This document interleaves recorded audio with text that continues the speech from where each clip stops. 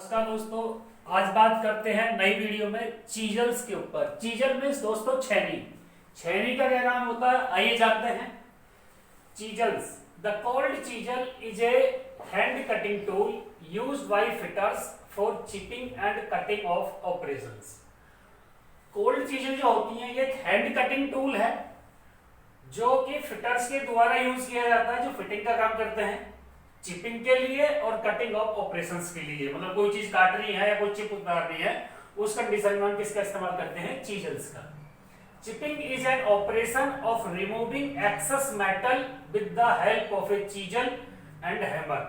Chipping क्या है, एक ऑपरेशन है एक प्रकार का जो ऑब्जेक्ट के ऊपर एक्सेस मटेरियल होता है उसको छेनी और हथौड़ी की सहायता से उसको रिमूव किया जाता है चिप के रूप में। चिपिंग सरफेसेस बीइंग रफ, जो चिपिंग सरफेसेस होती है रफ होती है, they should be finished bye filing. यदि वो रफ है उसकी सरफेस तो पहले उसको फाइलिंग से फिनिश कर लेना चाहिए। और दोस्तों इसके बात करते हैं पार्ट्स के बारे में। चीजल के पार्ट्स क्या है, chisel has the following parts. Number 1 head, दूसरा बॉडी और फिर पॉइंट ऑफ कटिंग एज। ये आपका हेड है, ये आपकी दोस्तों चीजल की इमेज व्यू दिखाई गई है। इधर ये आपकी बॉडी होगी और ये आपका आगे पॉइंट हो गया। तो इसकी टाइप्स कौन कौन सी हैं, there are 4 common types of chisel. अब चीजल 4 प्रकार की होती हैं। Number 1 flat chisel, they are used to remove metal from large flat surface and chip excess metal of view joints and casting, weld and casting. ये कहां पर use की जाती है, जो मेटल को जो बहुत ज्यादा लार्ज सरफेस पर, जो फ्लैट सरफेस पर जो मतलब आपका एक्सेस मेटल होता है उसको रिमूव करने के लिए, हटाने के लिए, या फिर वेल्डिंग जॉइंट्स वगैरह कास्टिंग में जो वो रह जाते हैं उनको हटाने के लिए, चिप्स वगैरह को हम किसका इस्तेमाल करते हैं, फ्लैट चीजल का। दूसरी है क्रॉस कट या cape chisels. These are used for cutting keyways, grooves and slots. ये जो यूज की जाती हैं कीवे, ग्रुप्स और स्लॉट्स वगैरह को काटने के लिए इनका इस्तेमाल किया जाता है। दोस्तों एक क्वेश्चन पूछ लिया जाता है। नेक्स्ट है half round nose chisel, they are used for cutting oil groups और curved groups.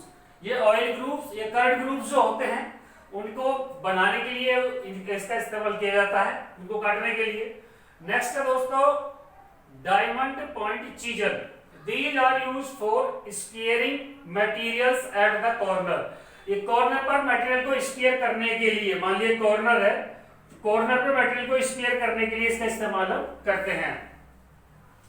चीजल्स are made from, दोस्तों ये यहां से इंपॉर्टेंट पोर्शन है, ध्यान रखना क्योंकि क्वेश्चन जरूर आता है इससे। Chisels are made from high carbon steel और क्रोम वेनेडियम स्टील।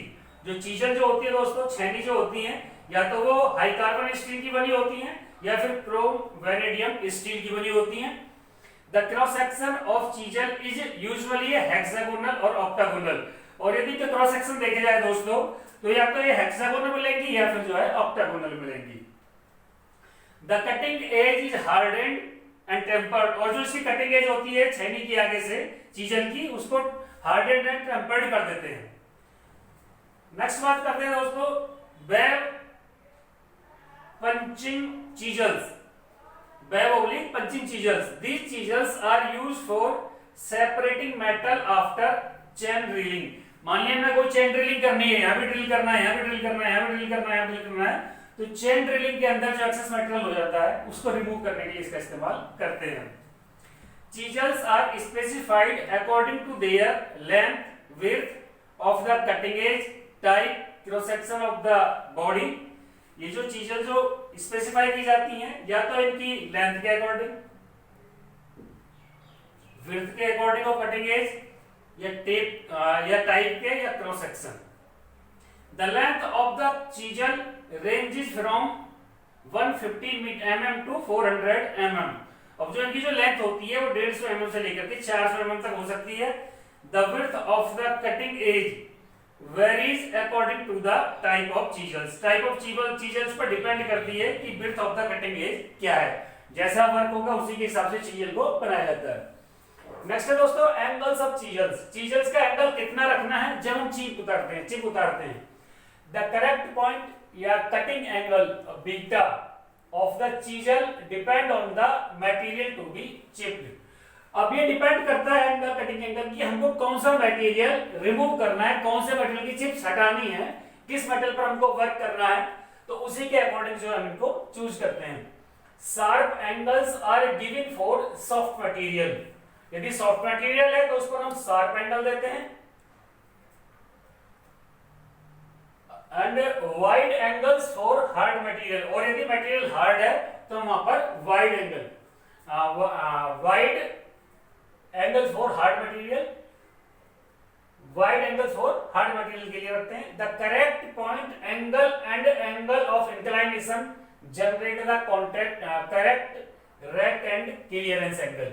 अब यदि एंगल सही होगा तो रैक एंड क्लियरेंस एंगल दोस्तों क्लियर हो जाएगी। ये देखो, ये कोई वर्क पीस है, इस पर ये आपकी चीजल काम कर रही है, करेक्ट इंक्लाइनेशन हो गया। अब यहाँ पर देखिए ये चीजल है, इसके सेंटर से का जो नीचे का एंगल ये जहां पर इसके पहले इस फोकस से एंगल जा रहा है ये हो गया अल्फा, बीच वाला बीटा और लास्ट वाला है गामा। गामा वाला हो गया रैक एंगल, बीटा वाला हो गया पॉइंट एंगल, अल्फा वाला हो गया आपका क्लियरेंस एंगल, और इसके सेंटर से यहां तक की जो डिस्टेंस बनेगी that is called angle of inclination. तो दोस्तों बात करते हैं रैक एंगल की। रैक एंगल यानी कि gamma is the angle between the top face of the cutting point, cutting जो पॉइंट का जो टॉप फेस होता है वो, and normal to the work surface, और नॉर्मल वर्क सरफेस के साथ एट द कटिंग एज, इसी कटिंग एज को देखते हुए। Rake angle is the angle between the top face of the cutting point and normal to the work surface at the cutting edge. तो इसको क्या बोलते हैं हम? रैक एंगल बोलते हैं।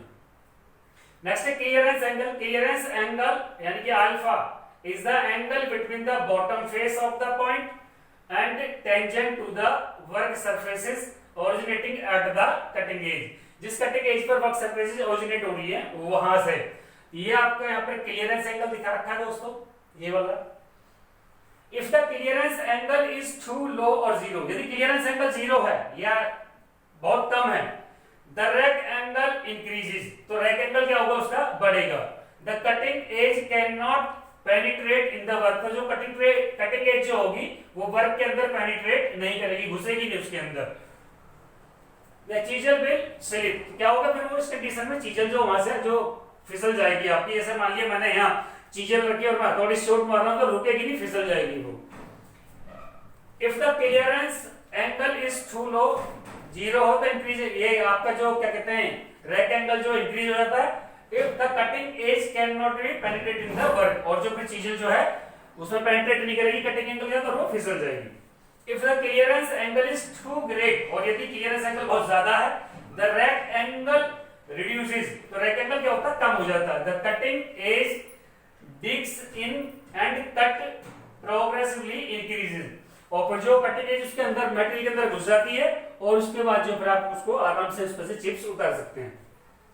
अब दोस्तों ये किस मटेरियल के लिए कितना पॉइंट एंगल लेते हैं या एंगल ऑफ इंक्लाइनेशन कितना लेते हैं, अब बात करते हैं इस पर। तो दोस्तों यदि हाई कार्बन स्टील है तो पॉइंट एंगल होगा 65 डिग्री और एंगल ऑफ इंक्लाइनेशन होगा 39.5। कास्ट आयरन के लिए 60, इसके लिए 37 डिग्री। माइल्ड स्टील के लिए 55 डिग्री पॉइंट एंगल होगा, तो 32 डिग्री 34.5 डिग्री क्या होगा angle of inclination. Brass, copper, aluminium इसी तरीके से दोस्तों इनके सबके ये पॉइंट एंगल और आपके एंगल ऑफ इंक्लाइनेशन दे रखे हैं। तो दोस्तों नेक्स्ट वीडियो में फिर से हाजिर होंगे। ये आज की जो वीडियो थी हमारी चीजल एंड इट्स टाइप्स के ऊपर थी, तो नेक्स्ट वीडियो में नेक्स्ट टाइम फिर से हाजिर होंगे। तब तक के लिए नमस्कार दोस्तों।